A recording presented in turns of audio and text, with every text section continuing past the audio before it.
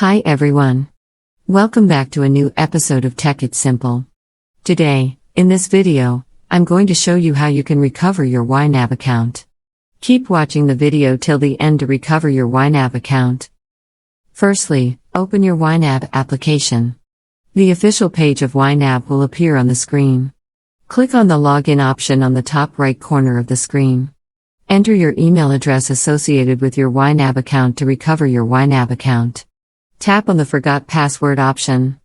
Enter your email address to get your password reset instructions and tap on Send Reset Instructions. Open your Gmail and click on the reset link sent by YNAB. Enter your new password. Click on the eye icon to check if you have entered your password correctly or not and tap on Save Password. This is how you can recover your YNAB account quickly and easily, just in a few steps. If you have any thoughts or queries, let us know in the comments section. Don't forget to subscribe to our channel. Also, press the notification bell icon so that YouTube will notify you whenever we post a new video. Thank you so much for watching.